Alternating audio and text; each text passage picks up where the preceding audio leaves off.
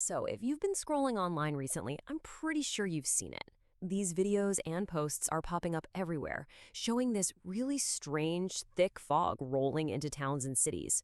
And the claims that come with them are, well, they're pretty scary. Yeah, scenes just like this one have become really common online. And it's not just the look of the fog, it's the reports of strange chemical like smells, mysterious illnesses, and it's creating this real anxiety about what exactly is in the air we're breathing. So, this all boils down to one huge question, right? Can fog, something we see all the time, actually make you sick? We're going to break down the science behind the scare. Welcome to Meteorology Matters, the podcast that dives deep into the science, the chaos, and the stories behind the weather that shapes our world.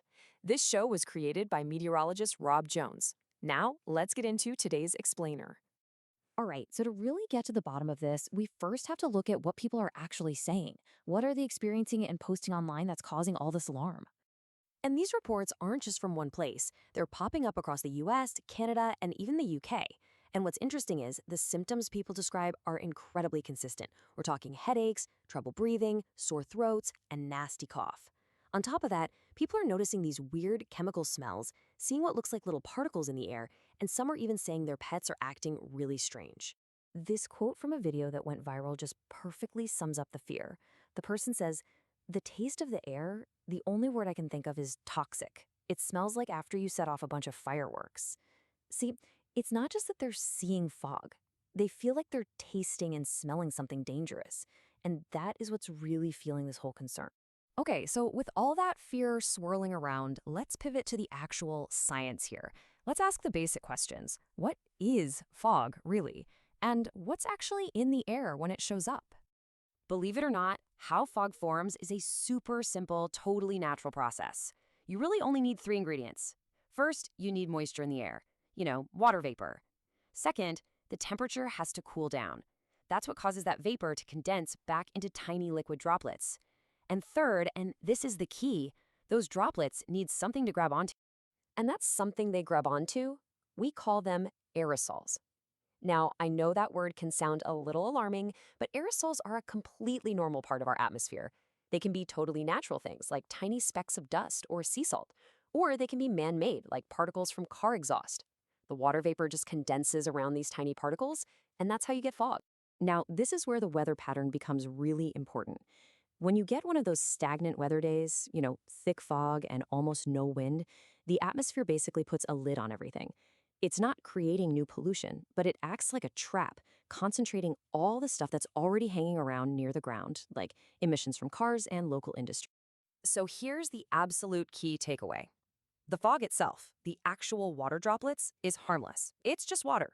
The problem isn't the water, it's what that water can trap in the air right alongside it. Okay, so now that we've got that basic science down, we can really start to tackle the big claims head on and separate what's real from what's just fiction. Let's be super clear about what fog can and cannot do. On the can-do side, yes, it can absolutely trap pollutants that are already in the air. And breathing in that damp, polluted air can definitely irritate your lungs and sinuses, especially if you have something like asthma. That's what can cause the sinus pressure, the headaches, the coughing. But here's what it can't do. It cannot spread viruses like the flu, it is not a secret chemical weapon, and it doesn't magically create new toxins out of thin air. It only concentrates what's already there. Okay, but what about those videos? You know the ones where people shine a flashlight into the fog and it looks like all these weird, sparkling particles are floating around. That seems to be the number one piece of evidence that something strange is going on. Well, the explanation for that is actually incredibly simple. It's just an optical illusion, a trick of the light. When you shine a bright light, like from your phone, into dense fog, you're lighting up millions of tiny suspended water droplets. Each one acts like a microscopic mirror, reflecting that light right back. So yeah, it might look like a swarm of solid particles, but it's a completely normal optical effect.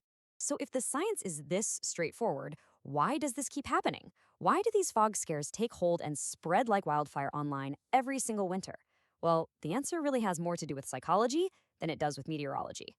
There's a classic recipe for this kind of social panic. It starts with one post about something that seems odd. Then, thousands of people who might not have noticed otherwise start paying very close attention to their environment. A normal winter cough, a faint smell from a nearby factory, they're no longer just random occurrences. They get reinterpreted as evidence confirming the fear. And each new post validates that fear for others, creating a massive viral loop. And this is nothing new. Take the Seattle windshield pitting scare of 1954. Amid fears of atomic fallout, thousands of people started reporting tiny pit marks on their car windshields. An investigation found the pits had always been there, just normal wear and tear. The fear simply made people look at their windshields instead of just through them for the very first time. So, what's the takeaway here? What should you actually do with all this? How can you stay informed about what's really going on without getting swept up in all the anxiety? It really boils down to this one simple sentence. The fog isn't toxic, but the air quality might be poor. That is the real distinction. So here are a few practical things you can do. First, get familiar with your local air quality index, or AQI. Check it daily, especially when it's foggy and the air isn't moving. Second, make sure you're getting your information from official, trusted sources, like the National Weather Service. And finally, just remember, winter is also peak season for colds and the flu. A cough during a foggy week doesn't automatically mean the fog caused the cough. Correlation is not causation. So, at the end of the day, we're left with this question. When you look outside and see that thick blanket of fog, is it a sign of a secret plot, or is it simply a sign that it's winter? You've been listening to Meteorology Matters, created by meteorologist Rob Jones. If you want more weather science like this, come find me online. On Instagram, just search for Meteorologist. On TikTok, I'm TV Meteorologist. And on YouTube, look for Rob Jones Hurricane. That's where the whole Meteorology Matters playlist lives. And of course, please be sure to like, follow, comment, and rate the podcast. It really helps us out. Thanks so much for listening. And remember, meteorology always matters.